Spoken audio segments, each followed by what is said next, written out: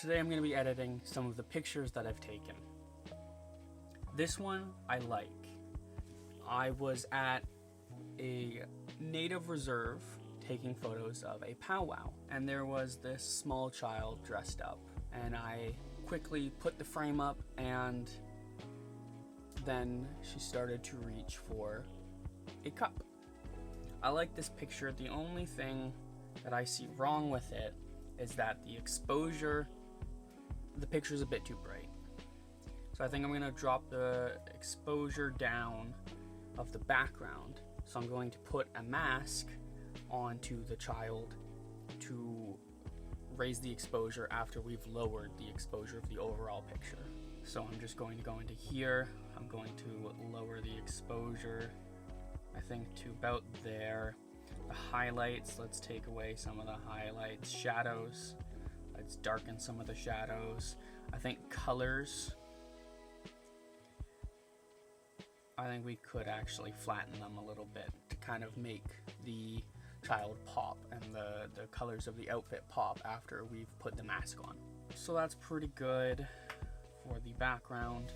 We're gonna go into here. We're going to select the subject. We're going to come into here. We're going to raise the exposure back up. Highlights, we're going to put that down. We're going to go back into color, and we're just going to kind of return some of them.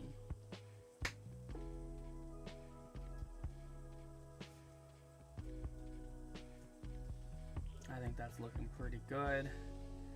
Pretty flat background, but I like it. If we come into our details, let's just get rid of some noise, put up some sharpening because why not? And then I think we're going to press done, and I think our framing, we just make it really just all about the child. I really like that aspect. And that is our first picture done. So I like this picture. This was at the Royal Ontario Museum, and there was this person checking out this display in the Roman section, I believe. And the windows are adding a very nice bit of light, kind of casting a darkness onto the bottom of the frame, which I do like, but I'm going to go into masking. I'm going to do a linear gradient, and then I'm going to just swipe up from the bottom to about there. We're going to go into light, kind of raise the exposure just a tad, not too much. We're going to raise the shadows as well. I still want there to be darkness down there, I just don't want it to be as dark. Whites. Yeah, I think we can add some whites. Blacks, I think we're gonna have to, obviously not that. I think we can actually just leave them alone.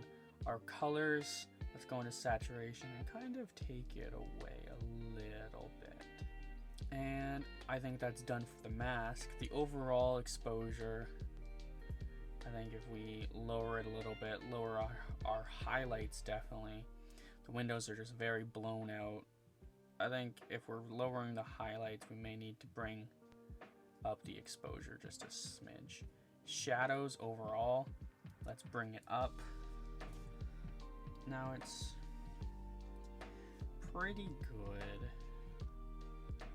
I think our blacks can be lightened, our whites a little bit whitened. If we go into effects,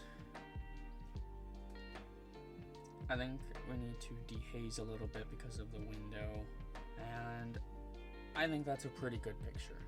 Okay, so while I was filming the salmon run, which I'm currently making a documentary on, I took a long exposure picture of this blue heron, but I didn't have my ND filter with me, so I knew that it would be a bit blown out. And as you can see here, it is quite blown out.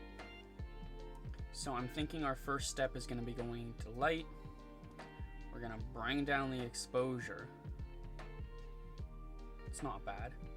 See if we can get some of those highlights cut out. A little bit more. Shadows. What if we darken the shadows? Whites, let's just tone that down.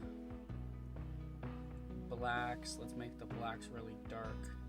But you can kind of see right here, this is our part that we're trying to get rid of. I don't know if we will be able to, but we're gonna try. Underneath the effects, I think I'm going to try some dehaze, just a tad. I think I'm gonna try a linear gradient. And I'm just gonna come in from the side, and I'm really just gonna try and darken this area even further. But I just don't know if there's anything we can do to save this picture, because it is very, very blown out. I think once we tone down the whites a little bit, I think that this is gonna be the best we can get. So this is what it was before. This is what it is after.